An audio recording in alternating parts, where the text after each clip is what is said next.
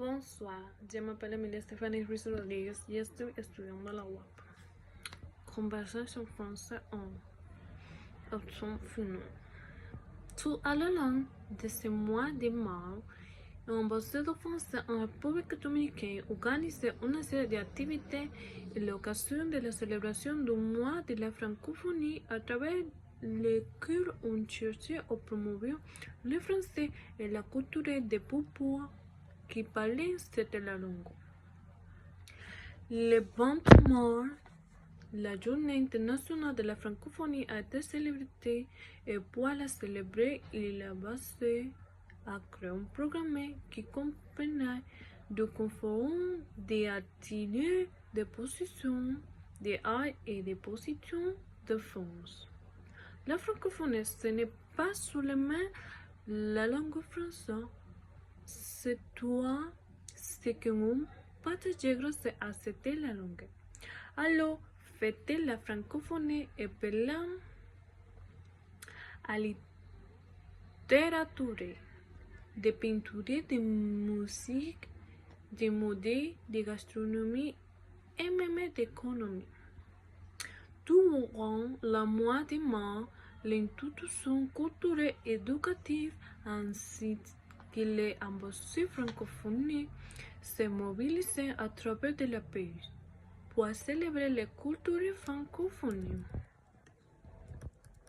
Et l'ambassade française soutient des positions, des conférences, un concours de chants francophones éléments d'un institut français. C'était la décennie Rémi Malgré qui a donné des ateliers dans la capitale, Santiago ou Montecristo, dont le travail exposé et l'étudiant français Saint-Domingue.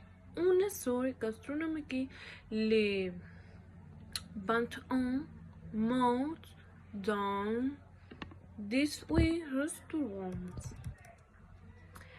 Parmi les événements les plus marquants du mois français en 2019, au cours duquel 18 restaurants à travers le pays feront la promotion de la cuisine française selon l'ambassadeur du français Didier Lapierre. Dans ce espace, vous pourrez déguster un dîner à la française en faveur de la gastronomie traditionnelle et contemporaine de sa nature natale. Aussi, du 14, la Couple démocratique et développement Fondation FOURBOURG a présenté des positions célébrations graphiques pour Massy Condé de la Blanc et Taille, la commissaire de position qui peut venir 28 mars la Tisteliona durant la colère avec l'organisation de l'exposition. De même, le 20 mars, plus de 100 étudiants se sont réunis en l'auditorium du Centre de Léon pour visionner le film La vie de Courgy, un film d'animation franco-suisse en stop motion de domicile réaliste pour Claude Barras qui traite de opposer et les conséquences de la violence du point de vue des femmes. Merci.